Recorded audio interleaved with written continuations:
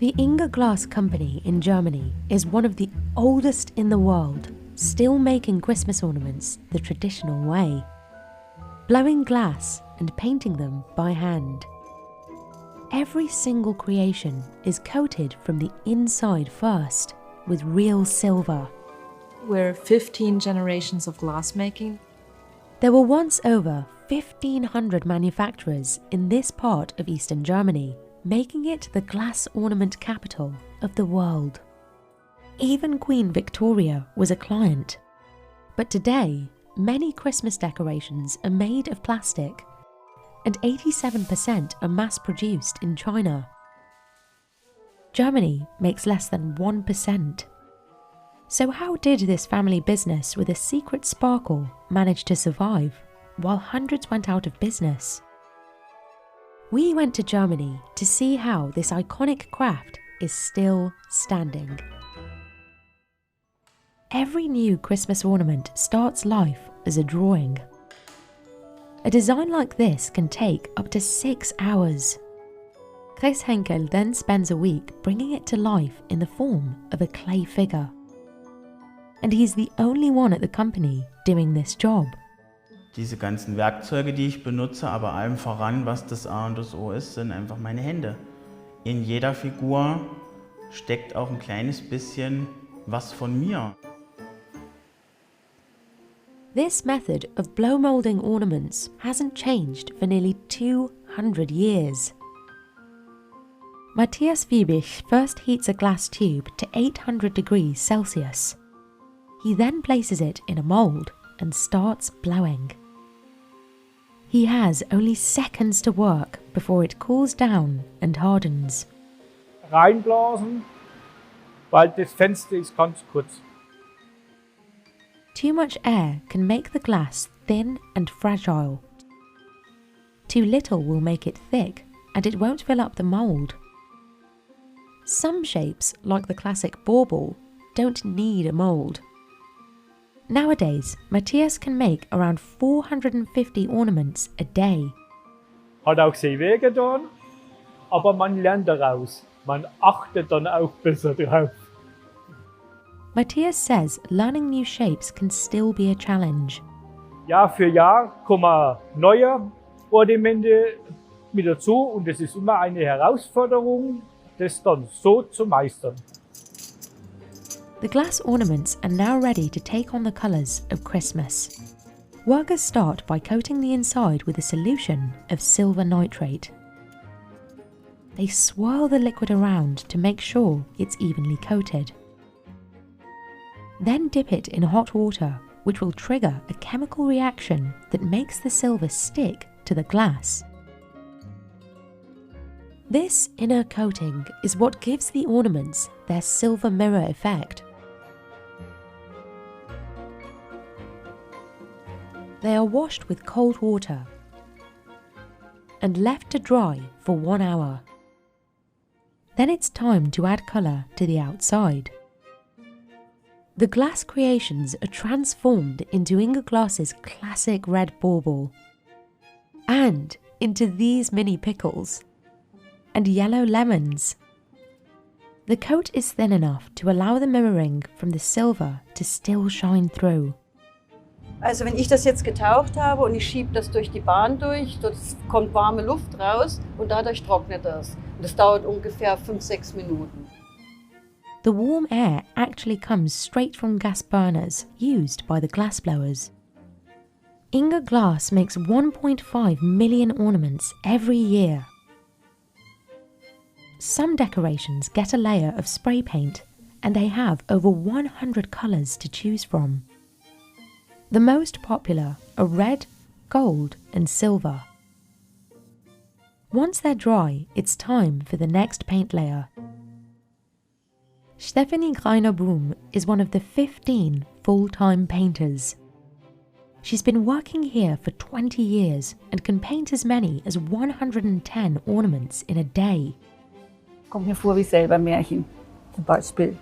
Sehr schön. Wie als Prinzessin oder, ja. Most of the ornaments here are painted by hand. They are left to dry for 20 minutes. And this is the final touch, a star-shaped crown. Also Sternkrönchen ist unser Markenzeichen, ist seit 1986 geschützt. Steffi Schneider checks every piece one last time to make sure it's ready for shipping. Some decorations get a final flourish, like feathers.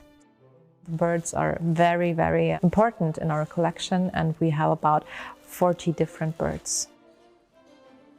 Inga Glass has been making birds like this since the factory opened. At the time, each glass factory in town had its own signature ornament. The company sells around 900 different Christmas decorations, but it has an archive of 15,000 to fall back on. Most of them are stored in this vault, and the collection keeps growing. Every year we have about 100 new molds. Marie Moule-Blech is the 15th generation of her family to work in the glassmaking business. Growing up in a company and a family of glassblowers was very colorful. I did more drawing on glass bowls than on paper. In 1597, one of their ancestors helped found the town of Lauscha, which became known for its glasswork. Back then, people across Germany decorated Christmas trees with apples, nuts, and candles. The first glass ornaments were made in 1847 by an artisan in Lauscha. At the time, Europe was going through a devastating food crisis. Food was expensive, so what he did was he just built it out of glass. In 1848, Queen Victoria brought a Christmas tree to Windsor Castle and adorned it with ornaments from Lauscha, and the trend grew. By 1925, glass ornaments became the town's biggest industry, with over 1,500 businesses. But everything came to a halt after World War II. The Soviet authorities who took control of what would become East Germany put a stop to all glass ornament production, and Lauscha found itself on the wrong side of the border. Many glassmakers, including Marie's paternal grandfather, fled to the west. They started with glass blowing in their own house in the basement. He opened Inga Glass with his wife in 1953 in Neustadt bei Coburg. When my grandfather Heinz Müller-Blich came to West Germany here in Neustadt, he wasn't able to bring that much things with him, actually nothing. Meanwhile, production flourished abroad. In the United States, the glass ribbon machine allowed a factory to blow up to 300,000 glass ornaments a day. And in the 1950s, more durable plastic ornaments began to replace glass ones. Production became so fast and cheap that many German ornament makers could not compete. By 2021, 87% of Christmas decorations were made in China, while less than 1% were made in Germany.